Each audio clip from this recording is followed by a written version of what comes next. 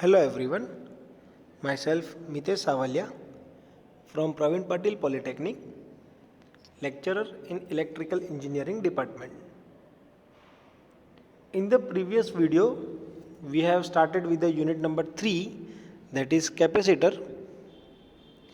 So in this unit of first video, we have learned about the introduction of the capacitor, that is the definition of the capacitor, the working and construction of a parallel plate capacitor, how the charge flows from positively charged plate to the negatively charged plate, how the changes of potential takes place from plate number 1 to plate number 2. All these things we have learned in the first video. In the second video, we have learned about the series connection of capacitor and a parallel connection of a capacitor, what will be the formula and how to derive the formula for series connected capacitor and parallel connected capacitor. Now in this video we are going to learn about the energy stored in the capacitor. What amount of energy can capacitor store, what will be the formula for that, and what is the procedure for that. So this all thing we will learn in this video. So energy stored in the capacitor. Now at the time of a switching, full battery voltage will fall across the capacitor. When the switch is turned on, the full voltage of battery will get applied across the capacitor.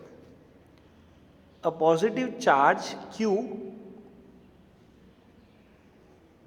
will come to the positive plate of capacitor, but there is no work done for this first charge to come to the positive plate of the capacitor from battery.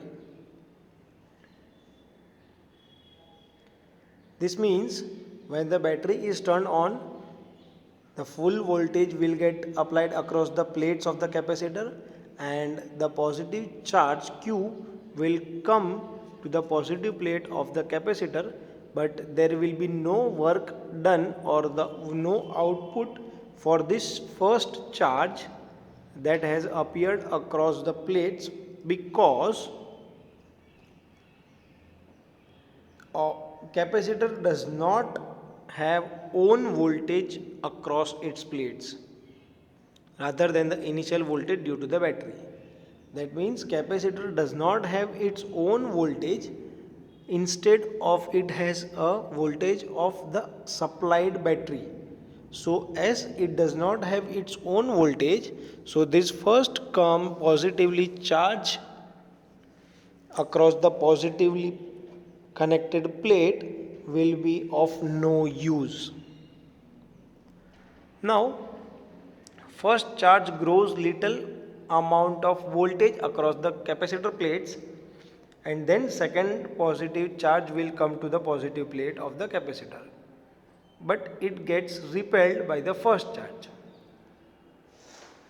Now as you can see, first charge has arrived on the plate.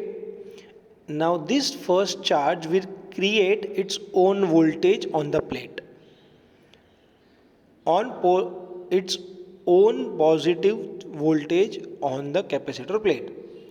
Now what happens when the second charge from the battery arrives to this positively charged plate? That second charge will get repelled by the first positive charge. As we can see, as we know that like charges repel each other and unlike charges attract each other. So in the similar way, the second positive charge from the battery will get repelled by the first charge. As the battery voltage is more than the capacitor voltage, then this second charge will be stored in the positive plate. So this second charge will be stored on the plate because the applied voltage is higher than the voltage created by the first charge. So this second positive charge that has come from the battery will now be stored on the plate. At that condition, a little amount of work is to be done to store the second charge in the capacitor. So, to store this second charge, a first charge will do a little amount of work. So, to store this second charge, little amount of work done is to be done to store this second charge in the capacitor. Again, for the third charge, same phenomenon will appear. Now, as charges starts moving across the positively charged plate, same procedure will get repeated. Now, for the third charge, first and second charge will get action. For the fourth charge, first, second and third charge will take action. For the fifth charge, first four charge will take action. For the sixth charge, first fifth charge will take action. In this way, this charge starts increasing. So gradually, charge will come to be stored in the capacitor against pre-stored charges.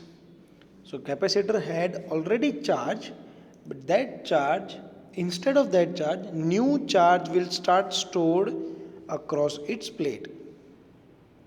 And the little amount of work done grows up. So as the charge goes on increasing, the work done with the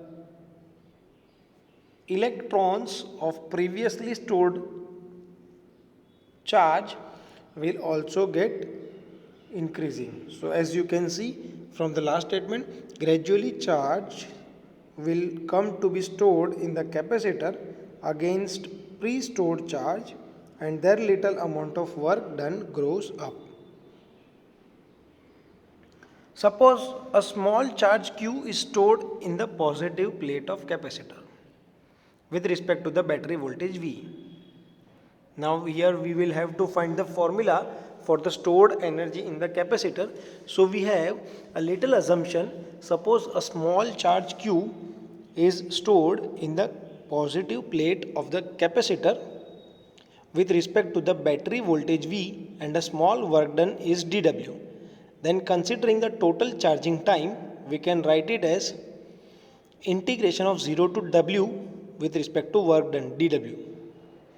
So work done will be in the form of storing of charge. So limit will get changed from 0 to Q, and work done will be in terms of voltage.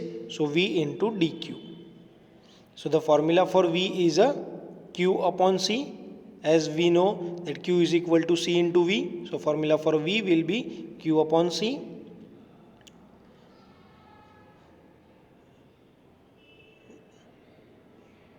Now C is taken out of the integration 1 upon C, and the integration of Q is Q square upon 2. So W is equal to half into Q square upon C. And as we know, Q square is equal to C square into V square. So substituting the value of Q, we get W is equal to half into CV square. So this is the formula for stored energy in the capacitor, or the stored charge in the capacitor, or the work done by the capacitor. So this derivation you have to write in your notebook. It can be asked in the examination for the 4 marks. So this is the formula for the work done, stored energy, stored charge in the capacitor. So this was all about the energy stored in the capacitor. If you have any doubt, you can call me or else you can message me. Thank you.